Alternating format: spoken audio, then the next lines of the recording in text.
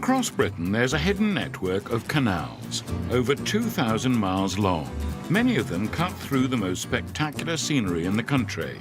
In this series, I've chosen 6 of my favourites, from the Lancashire coast to the southwest of England. Oops! Oh dear, it's in! We've lost the hat! I'll be enjoying their stories, discovering why and how they were built. This is Britain at its absolute best. And celebrating their remarkable revival.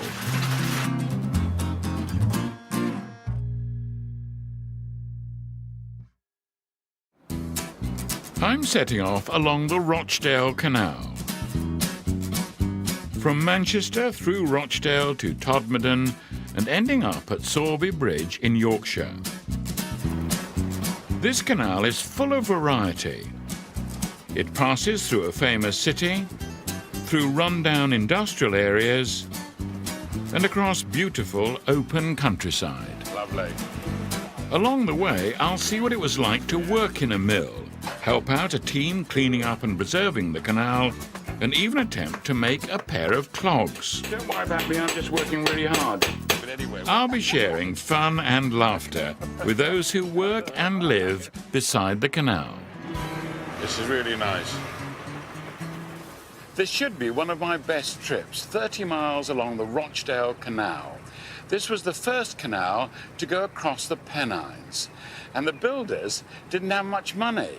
So instead of tunnelling through the hills, they built locks to take the boats up and down.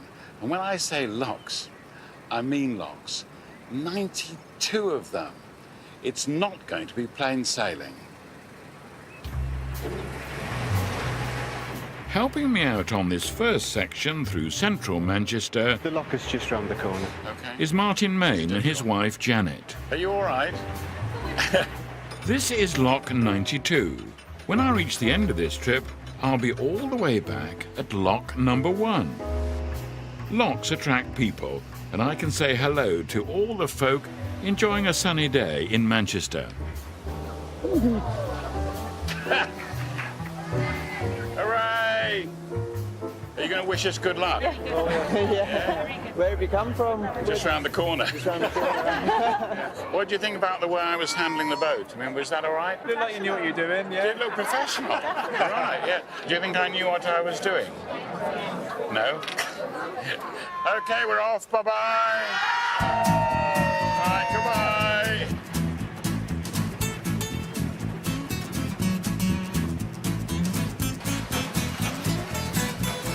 $90 locks to go. We can do with some help. Are you going to push the gates open? Yeah! Okay, let's go.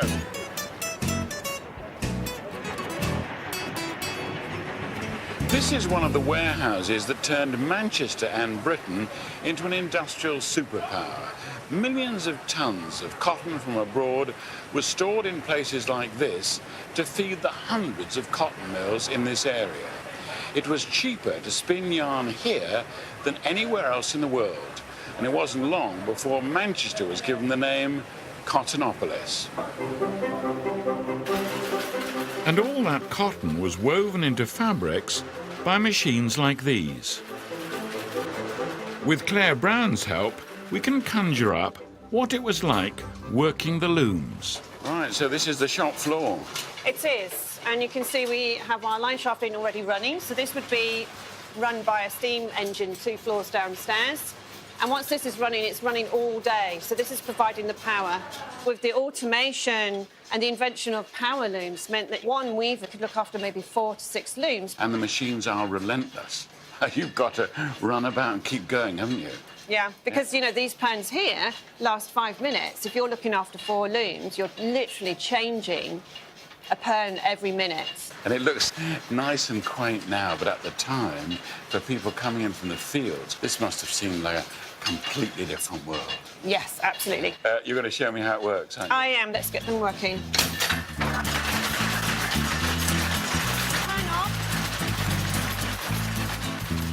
When the mills were at their height, around 1850, we were producing more than 2 million miles of cotton textiles a year. Britain quite literally clothed the world. Go the other way round. it this way like that. You put the wrong end in. You need to put it in properly.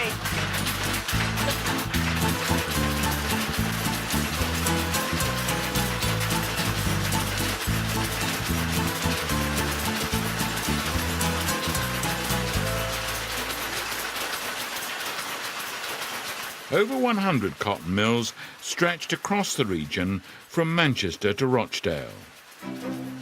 The Rochdale Canal was vital to their success, bringing in the raw cotton and taking out the finished materials. The cotton industry is now long gone. The mill buildings have fallen into disrepair, and so has the canal. Morning. But now there is a much more positive mood. Hello, John. John Stott from the Canal River Trust and volunteer Ian McCarthy are busy conserving and cleaning up this section. This is a conservation project which we've got going at the moment. Oh yeah, no, I know about this. It's we are protecting here Luronium. Is that right? Yeah, that's about right. What is it?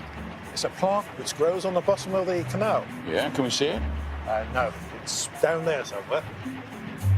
Living in virtual darkness, they enjoy the privacy behind this barrier. We're also protecting here, it says, Limnia glabra. What's that? That's a mud snail, and it lives on the Luronium. Can we see them? No, they're down in there somewhere. Pity we can't see what we're conserving, isn't it? Yes, conservation. Morning. We're protecting a little weed and a little snail. What type of snail? Well, it's Limnia glabra. Limnia glabra. You know about it? I'm a zoologist. Well, well, there you are. Yeah. So what do you think then? Well, I think all efforts of conservation are excellent. Yeah. Particularly in areas like this, because we're losing so much of our sort of natural environment now for land development and what have you. You must be one of the few people in the country, if I say to you, Limnia glabra, you're there, aren't you? I am, absolutely. Well, it's wonderful to meet you. Enjoy. But now we've got to get on, cleaning up the canal. So it's your job and the job of the volunteers, I'm one of them, right? And we've got to get going and do a bit of clearing up. Yeah, got plenty of time? Well, yeah, we can't clean up the whole canal, can we? Right, basically what we're trying to do is scoop the rubbish out. Okay. Right, that's it. Okay. Oh.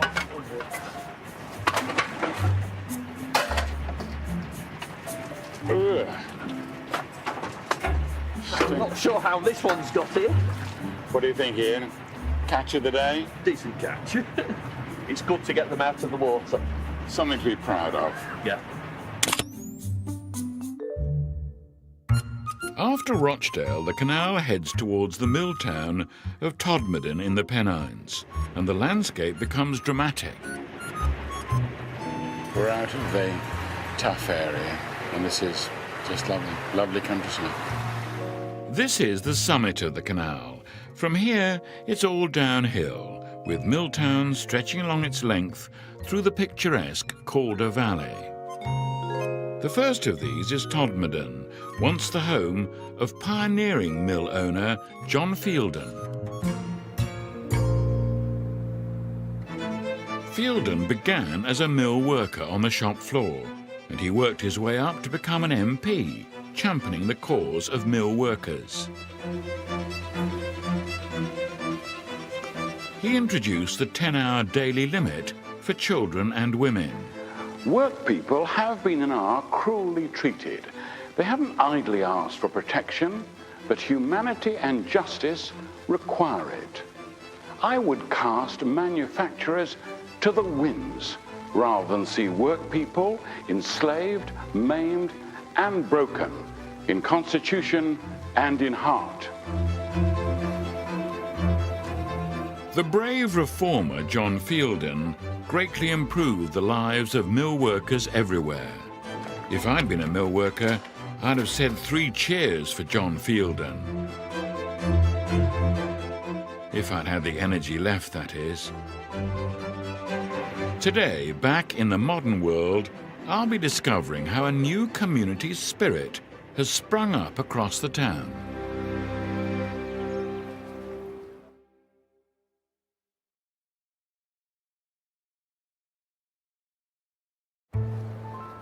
I'm about halfway through my trip along the Rochdale Canal.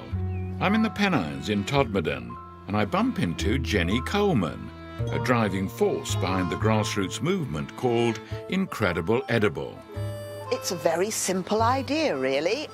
We plant things that you can eat in spare spaces. That's the edible bit. That's the edible bit. And everybody can help themselves to what's growing. That's the incredible bit. That's the incredible bit. And that's just free? Absolutely, yes. Help yourself. No, what a wonderful idea. Thank you.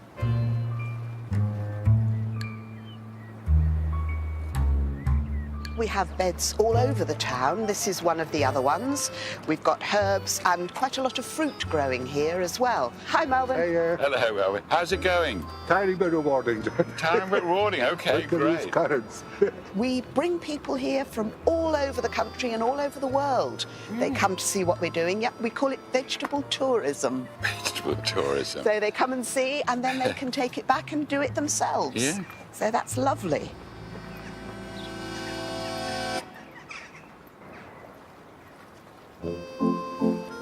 There we are, another load of vegetable tourists. That's great. Thanks very much. Helping me for the final stage of the canal are Peter and Elaine Scott. Yes, doing our best. We've got about 7 or 8 locks to go this afternoon. We're off to Hebden Bridge, a few miles further on.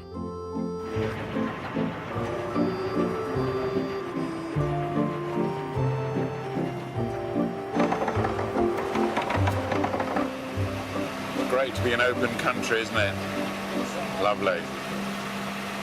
The Pennines in all their glory we're just coming into, aren't we?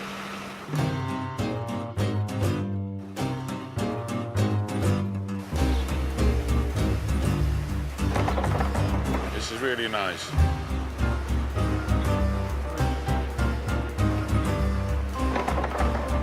You having a good time? Yeah, excellent. Hey, you look as good in real life as well. Do oh, that's very nice. No, you can talk more about that. We're coming into Hebden Bridge and we've done this short stretch of canal, but it's been so beautiful, and most of the time, apart from every now and then with a train, it's been so quiet and so peaceful. The textile mills have almost all gone in the Calder Valley, but some of the old traditions still live on. This is the home of corduroy, the hard-wearing material once worn by the navvies who built the canals and the boatmen who worked them. Nigel Walken is one of the last remaining makers of traditional corduroy. Hello, Nigel. Afternoon. Let me show you around. Okay, thank you.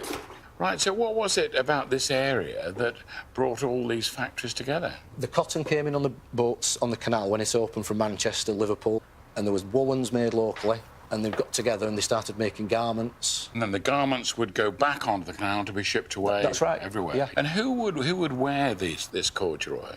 The people who dug the canals, people who built the reservoirs, people who worked in the quarries, and of course who worked in the mills, because they were hard wearing. Well, you're going to make me some, aren't you? We are. Yes. Okay, all right. Thank you very much. OK, if you'd like to step over here, Okay. I'll check your measurements for you. This is going to be tricky, isn't it? Right. I'm really quite thin. Right. Just don't look at it. The tape measure never lies. Oh, I bet it does. You're in proportion. I'm in proportion. You know, I'm sort of vaguely human in shape. Feet apart. Can I take a deep breath? That's right. Get your inside leg measure. OK. Right. And what about the other leg? No? No. No, just one leg.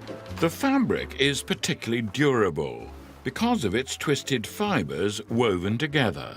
Before jeans, these were the bee's knees. What do you think? Look good. They feel comfortable? They do. It's a perfect fit. Yeah, great. Who needs jeans? But if I'm modelling boatmen's clothes, I really need clogs. Luckily, 2 locks further along, they're still being made by Sue Greenwood. Hello, Hello, sir. John. Pleased to meet you. They used to be everywhere, didn't they? Everyone wore clogs. In fact, there used to be a clog maker, maybe in the 40s and 50s, on every street corner. Everybody wore clogs. Now, what about Dutch clogs? Where do they come into all this? Well, Dutch are all wood. All wood? All wood. I mean, the Dutch have got their own ideas about clogs, but ours are wood and leather, which is the Great British Clog. Would you like to have a go at making a pair for yourself? I suppose, yeah, all right. Yeah, right, well, we'll start at the beginning then. Millions of clogs were produced each year in Britain. In 1911, nearly 1 million of them were made in this factory alone. I'm just going to put that on your knee because that's a leather apron to protect your knee, yeah? OK, right. OK, here we go. Good. It doesn't matter. I want this to look sort of nice and homemade. I'm not a machine. Oh, I'm very busy at the moment. Yeah. I can't talk, I'm afraid. I'm hammering. No, I'll be with you soon. It's OK. No, don't worry about me. I'm just working really hard. That's it, isn't it? Is that what you do? That's exactly what I do.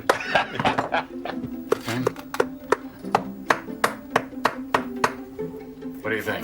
That's marvellous, John. Right now, what are we doing? What about into the fitting room? Into the fitting room. Excellent. No, that's great. They just feel that bit different, don't they, at first? It makes me taller. It does. Right, well, I think they're great. I'm going to go off and give them a road test. Oh, good, yes. Yeah.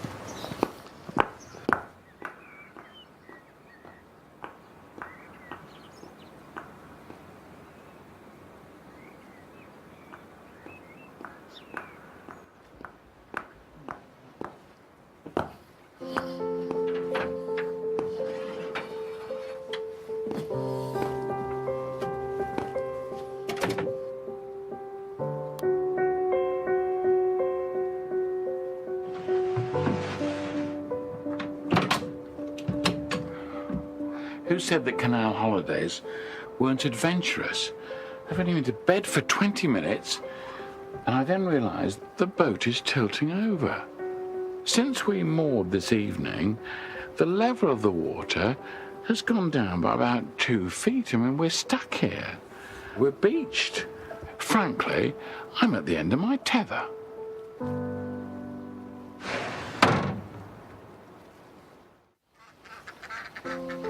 Up here in the Pennines, you just need one leaky lock and you're marooned.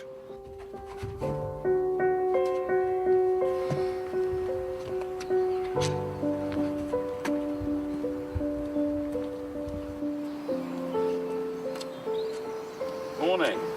Oh, morning. Can I come on? Certainly. Yeah. What do you think? Oh, we won't be going very far at the moment. Well, we're beached, aren't we? Yes. This is, in canal terms, this is a shipwreck. Yes. Isn't it? It is. What do you think? Cup of tea? Cup of tea? Yeah?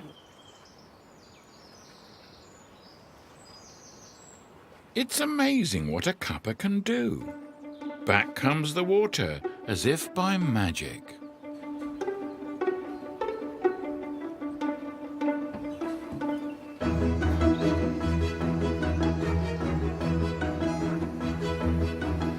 Right, morning. Don't ask me where I got this water from, because I'll tell you what, they'd lock me up for 20 years if I told you. So you were responsible for getting the water back? Yes, John. Well done. I've been at it for 3 hours. Have you? I've been all the way to Todmorden nearly, dropping water down all the way down until, you know. Well, that's very kind of you. Thank you very much. That you've saved us. A pleasure, sir. So we're OK now, are we? We're ready floating? to go. I'm on the last stretch now, heading for Sorby Bridge. I'm going to get on with the cooking. Excellent. The thing about this canal is that you need to keep up your strength. Local home-cured pork. Terrific. So many locks. It's hard work. Relentless. It's exhausting. Punishing. You need stamina.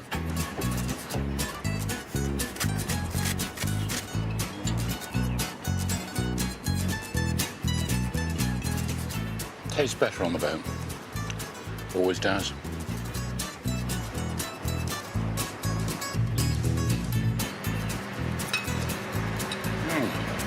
Tastes much better in the tunnel.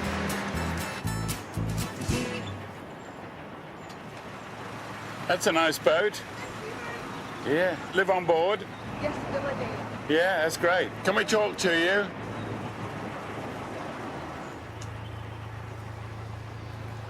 Hello, how are you? Pleased to meet you. I did like your boat. Thank you very much. You've got all the greenery on it, haven't you? You've got all the plants and everything else. Yes. And is that what you like It's doing? been a slow progress. We're just about getting the moor in the way that we want it. And we love living here, John. What's it like in the winter? It's as warm as toast. Right. We had the windows open. It snowed this year. It was magical. It sounds perfect. Idyllic. And then when you get to a day like this, Absolutely stunning. this is perfect, isn't it? Yeah. Yeah. Beautiful. This is what we do it for. People are going to just say, that's the way to live, aren't they? Absolutely. Jolly good. Well, look, thanks for talking to us. That's really nice. Thank you very much. Thank you. Lovely to meet you.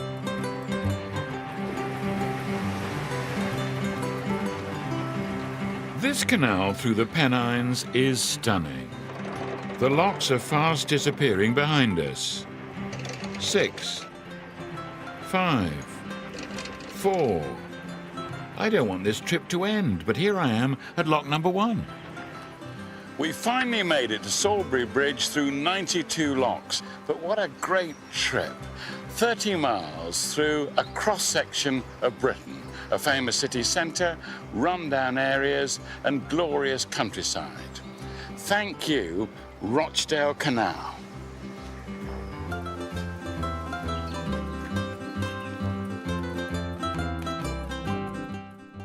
A grieving and angry Jason locks horns with Aidan when we're back in Coronation Street in just a couple of minutes. And then brand new drama for your Friday night here on ITV based on a true story. James Nesbitt stars in The Secret at 9.